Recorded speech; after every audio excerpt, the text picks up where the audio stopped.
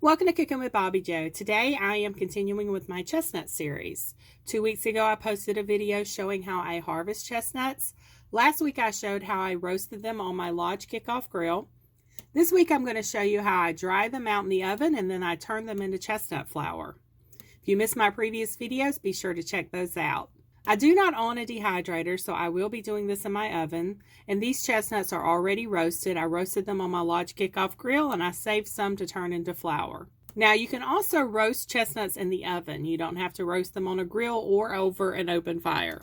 Chestnuts are best eaten when they're fresh. They do not last long like other nuts.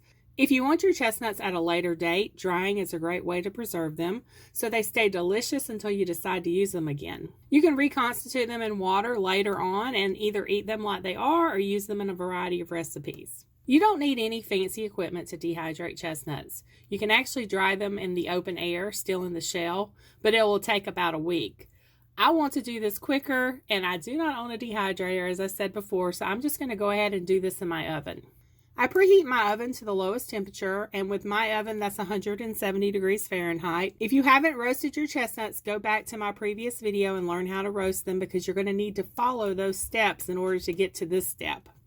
Now I'm going to take my roasted chestnuts and I'm going to cut them in half. I cut them in half so they'll dry out quicker in the oven. Now this is going to take a few hours. I set a timer and every hour I get a spatula and I turn the chestnuts. You will know when they have dried out when they become very hard. I did these for 3 hours. Then I let them sit out for a few hours to cool.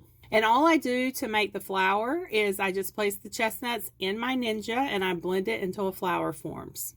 It's really simple to make chestnut flour. And chestnut flour is very tasty. It has a sweetness to it.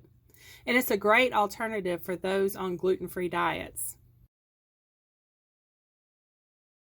I was looking through some of my very old cookbooks and noticed that in the early 1900s, they used chestnut flour in quite a few recipes. Dried chestnuts can be stored in the fridge in sealed Ziploc bags for about 3 months or in the freezer for about 12 months. Doing it this way, you have fresh flour throughout the year with your chestnut harvest. So if you have a chestnut tree, get out there and harvest some before the wildlife gets them all. I hope you found this helpful. If you have any questions, just send me an email or leave them in the comments. Thanks for watching. Don't forget to subscribe for more do-it-yourself projects, bird videos, gardening, drool-worthy human and doggy treats. Y'all have a blessed day.